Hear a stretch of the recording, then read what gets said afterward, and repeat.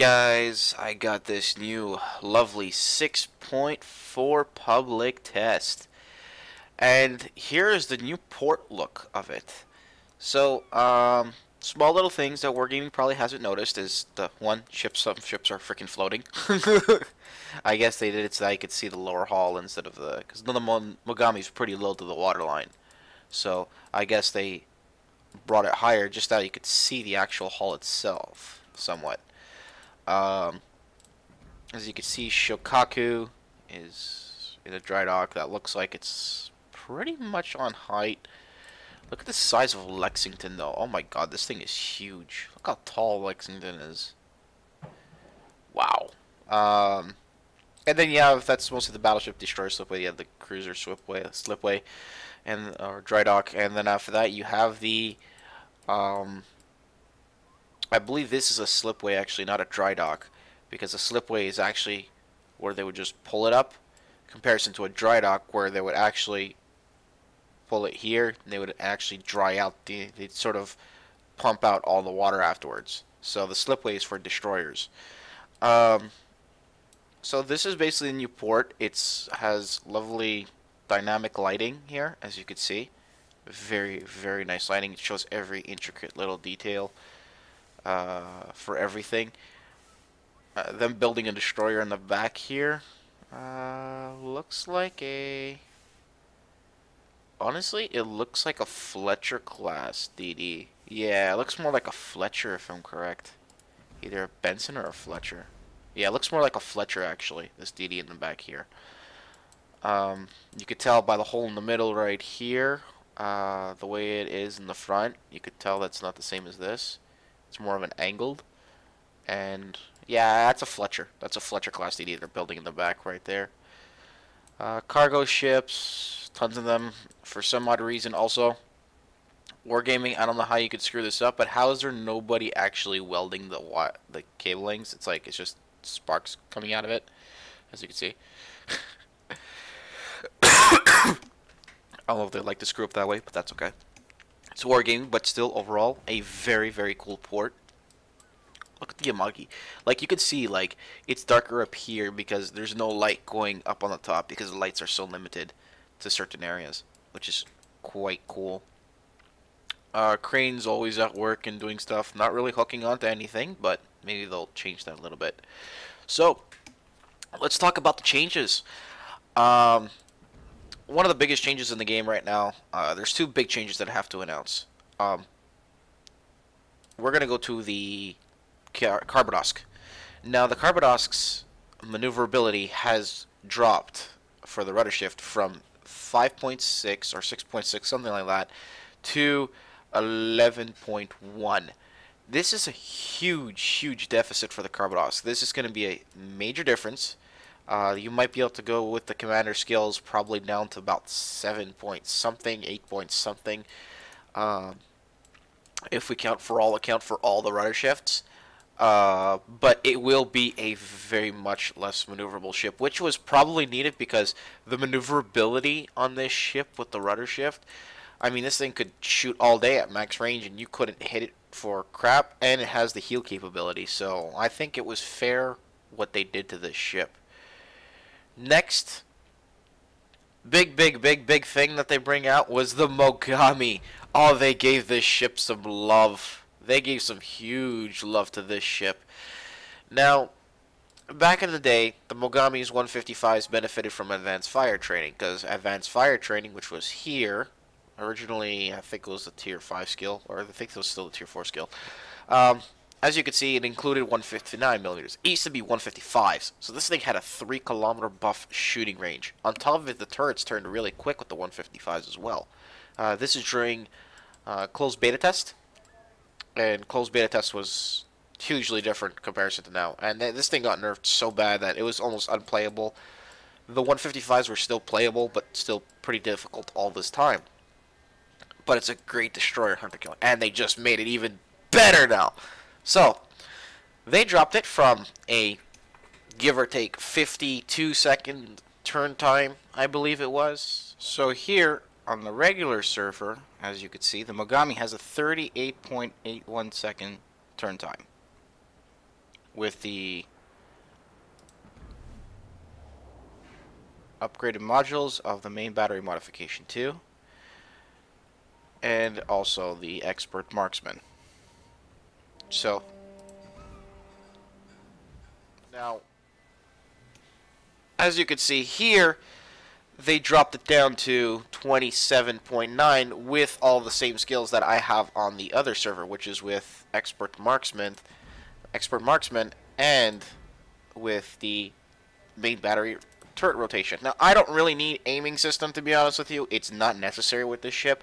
I'd rather have the turning speed, because those 155s, I mean, they shoot fast enough, and they're also accurate enough at that range. So I'm not too worried. Now, let's show you what this ship can do. Very, very strong ship nowadays. Very, very reliable ship, too. Carriers, not so much. It's still a crap AA boat in every possible shape, way, form, or manner. But overall, there's other things we could do, too.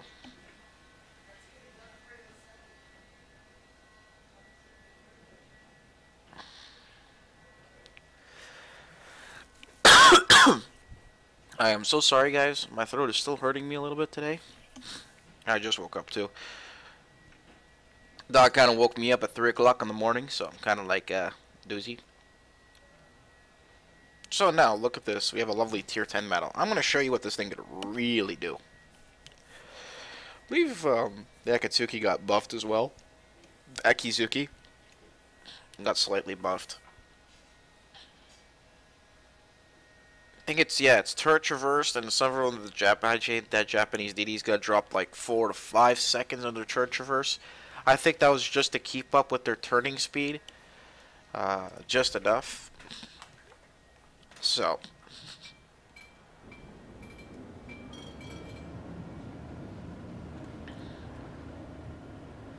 Oh.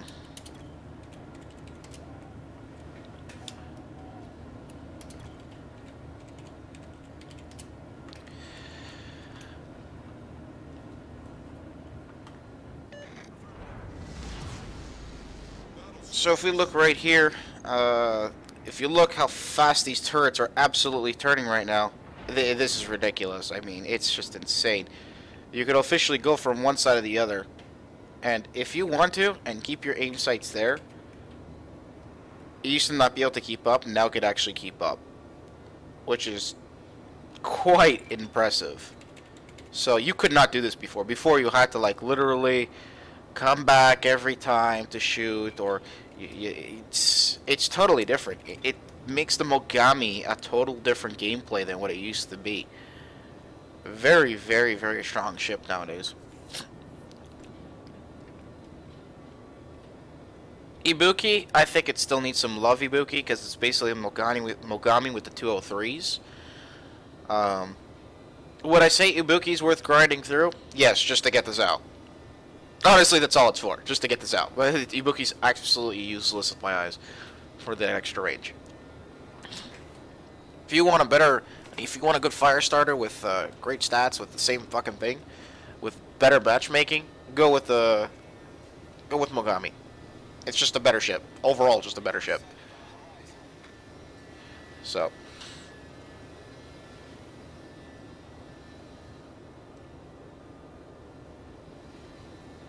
So we have a Dimitri Donskoy in range. I'm gonna hit him. He does have 180, so I'm not too worried. He is looking at me. No, he's not. And these rounds fly extremely fast, so they are extremely strictly good. Look, fire already. Now, this DD was mostly known for two things. One, destroyer hunting. Second, setting fires. I mean, I have all the flags to set fires, basically, and demo expert, but I don't put inertia fuse. Everybody says, oh, put inertia fuse, it's really good, it's useful, yada, yada, yada. I choose not to, because inertia fuse, yes, it's a good... it's a good overall thing, but, you know, I just don't... Oh my god, that's a Minotaur looking at me.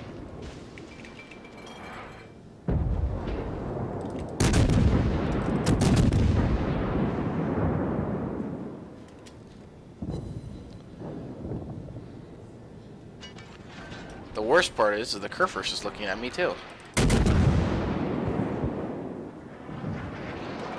Now this thing cannot take a hit. Fair bit of warning, people.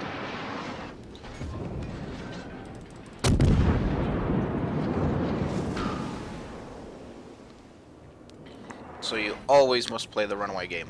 All the time. And now with this new turret buff, you can actually play... Oh, there goes the destroyer. Now with this new turret buff, this thing can actually shoot other ships, no problem. There goes the Kerfurst on fire again. Oh, I realize there's some gun lag out of this thing a little bit right now. Okay.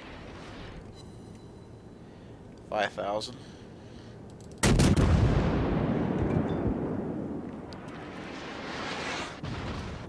So you just got to be a little bit patient with this Mogami. Don't rush in. Don't go nuts.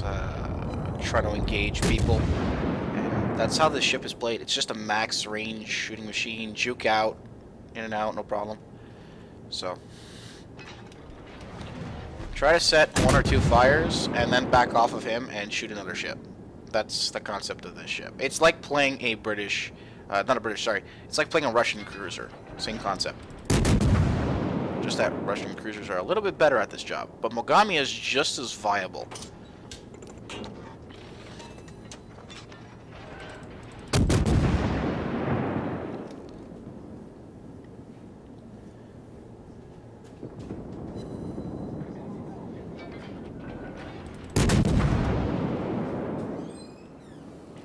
So, tackling this North Kill right now. See, I don't know why. It just doesn't sit well on North Kills.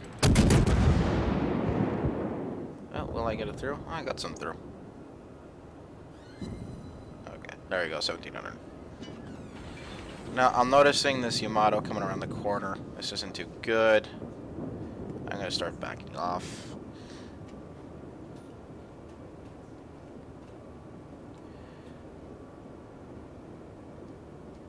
Chapiev is gone. So now I'm going to start running away from this Yamato. The Kerfurst, I don't think he's going to engage me. He's going to engage other things at longer ranges. So let's try to tackle this Yamato now.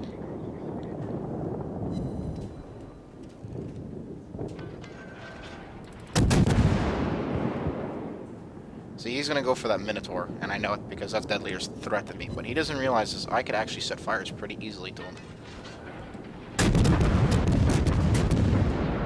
He's bowing, so it's individual shells now.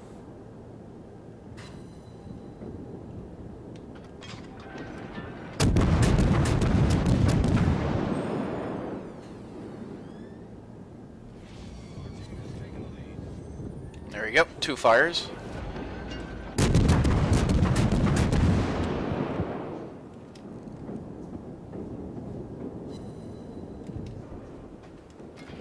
Now my Minotaur can engage while I'm pushing him from the side. And now he's going to aim at me. Just due to the fact that my Minotaur's smoked up and he can't do anything. So I got to be really careful now of how he's going to shoot.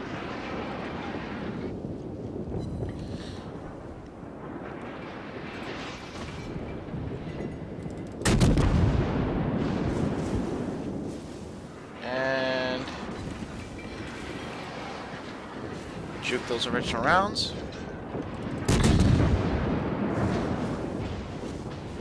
Now, Kerfurst.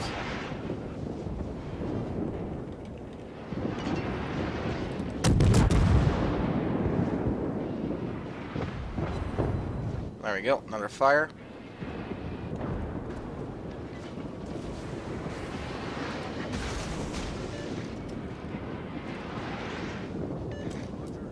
Why is my mouse is lagging on the PTS? I don't know why. I guess it's because it's from Russia or something.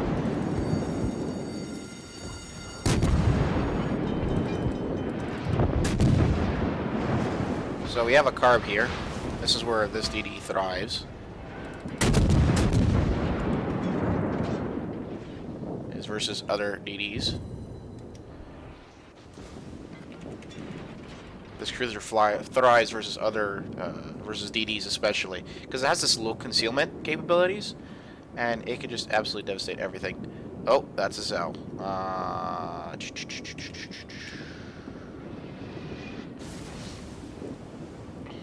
I have no chance versus this Zhao at all. He can just basically take me on right now, no problem. But I've done my due diligence as a...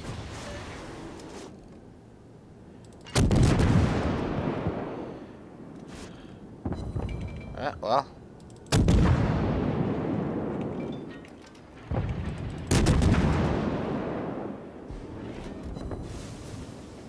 bow in. Yeah, there we go.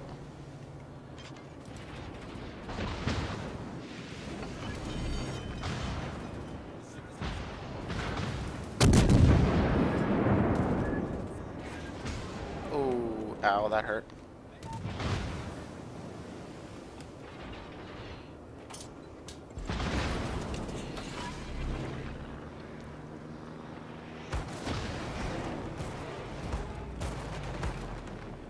Debris.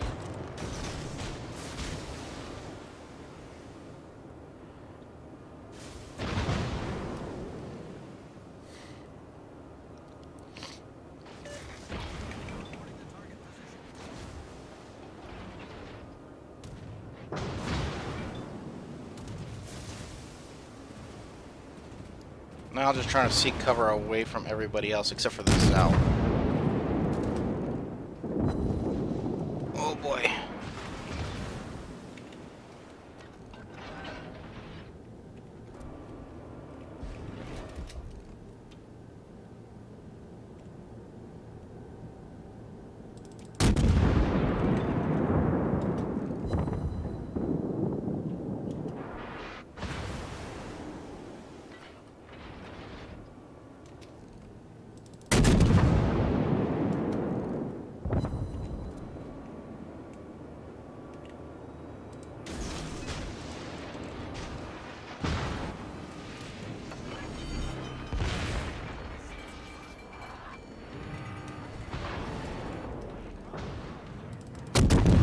Oh, yes.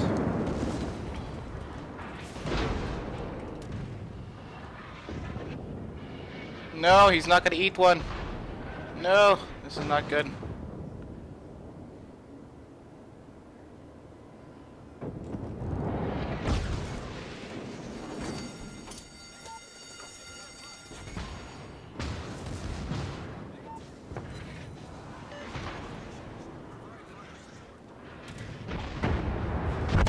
Yeah, that's it. Alright, well, I did my best. But overall, as you can see here, the Zhao, it just has this better part of it. I mean, there's no way I'm going to win versus Zhao. He has the heal capability, he has everything on me. But overall, you can see, it can take on ships now. It literally can take on these ships. It has that ability as long as you stay at max range with these ships. So, I mean, yeah. This is the new, basically, Mogami. But this is the new and great Mogami. I can't say nothing about it. It just has this greatness about it. And it just has overall great things, you know, comparison to her counterparts. I mean, if we look at it, her tier 8, New Orleans isn't the greatest ship right now. It was buffed, but not this patch, but it was buffed last patch for a better reload. The Chapiev, we know how the Chapiev is. Same all things. I think the Admiral Hipper, though, needs a slight buff nowadays. I think their AP, when they decreased the AP advantage of the Germans and they increased the HE probability, that was a big mistake. I find they should have kept it the same. Ruin and Hindenburg are just absolutely overpowered because of those guns, but the Hipper needs a little bit of a love again. I think they should just keep the Hipper the same as it was back then. But that's Wargaming's decision. This was the overall patch, guys. Thank you so much. I hope you enjoyed it. Mogami, back to her righteous self of OPness. And hope you guys enjoy.